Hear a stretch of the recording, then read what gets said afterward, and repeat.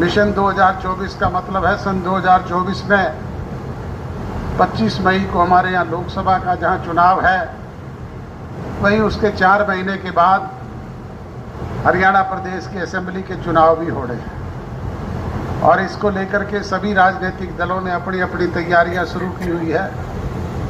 हमने भी पार्टी के स्तर पर निर्णय किया कि हम हरियाणा प्रदेश के गांव-गांव में जाकर के, शहर के वार्ड स्तर तक जाकर के पार्टी के नीति, कार्यक्रम और प्रोग्राम लोगों के बीच में लेकर के जाएंगे और अपने स्तर पे होने वाले समाधान और निदान करने का काम करेंगे। आज से 4.5 वर्ष पूर्व आपने जननायक जनता पार्टी को 17.5% वोट हरियाणा प्रदेश में दिए और 10 विधायक चुन करके हरियाणा प्रदेश के असेंबली में भेजने का काम किया। उन्हीं 10 विधायकों की बदौलत राजभाग में आपकी हिस्सेदारी हुई।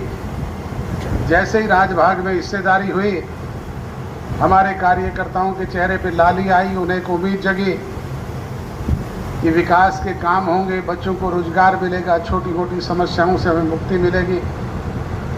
परंतु मुझे ये कहते हुए अफसोस होता है कि जैसा आप लोगों ने सोचा था और हम करना चाहते थे, वो इस अरसे में कर नहीं पाए।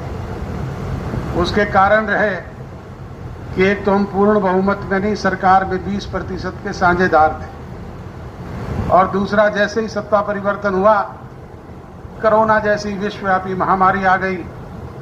कभी पहला फेज, कभी दूसरा फेज, कभी तीसरा फेज, निरंतर 2 साल इसी में गुजर गए। और उससे थोड़ी बहुत मुक्ति मिले तो किसान आंदोलन चल पड़ा।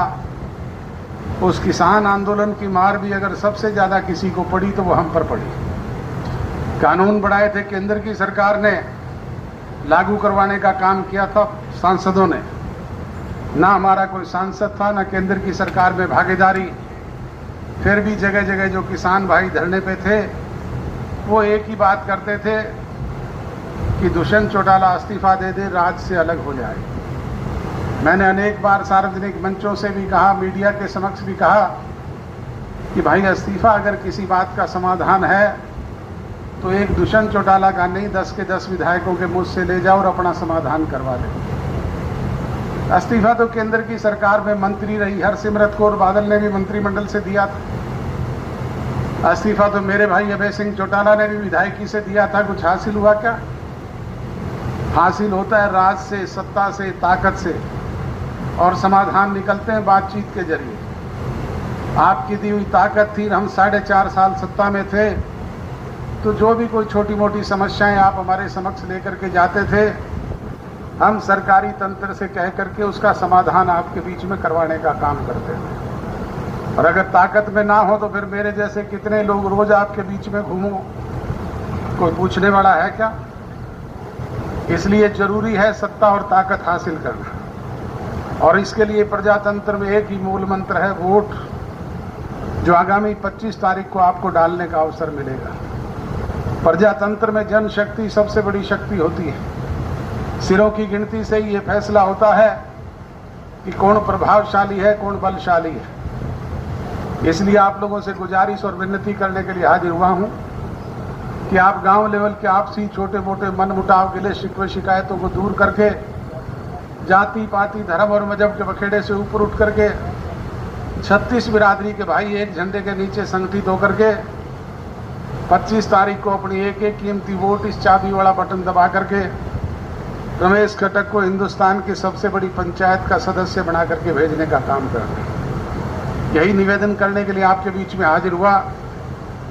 आप अपने जरूरी काम छोड़ करके इस गर्मी के मौसम में आए, उसके लिए आप सब लोगों का शुक्रगुजार हूँ, आभारी हूँ, धन्यवादी हूँ। और आभारी हूँ अजीत सहजवीर पराड़ का, जिन्होंने स्वादिष्ट भोजन भी करवाया, आपके दर्शन करने का मौका दिया। आप सबका बहुत बहुत धन्यवाद। जय हिंद। बहुत बहुत धन्यवाद। अब मैं मेरी सारिਆਂ ਨੂੰ ਬੇਨਤੀ ਹੈ ਜੀ, ਖਾਣਾ ਤਿਆਰ ਹੈ ਤੇ ਸਾਰਿਆਂ ਨੇ ਛਕ ਕੇ ਜਾਣਾ ਹੈ। ਤੇ ਜਿਹੜੇ ਜਿਹੜੇ ਇੱਥੇ ਪਹੁੰਚੇ ਨੇ, ਦਿਲ ਦੀ ਗਹਿਰਾਈਆਂ ਤੋਂ ਮੈਂ ਕਹਿਣਾ ਚਾਹਨਾ, ਇੱਕ ਇੱਕ ਬੰਦੇ ਦਾ ਧੰਨਵਾਦ ਹੈ ਕਿ ਤੁਸੀਂ ਇਸ ਘੜੀ 'ਚ ਆ ਕੇ ਸਾਡੇ ਨਾਲ ਖੜੇ ਹੋ। ਜੇਜੇਪੀ ਜਿੰਦਾਬਾਦ, ਜੇਜੇਪੀ ਜਿੰਦਾਬਾਦ।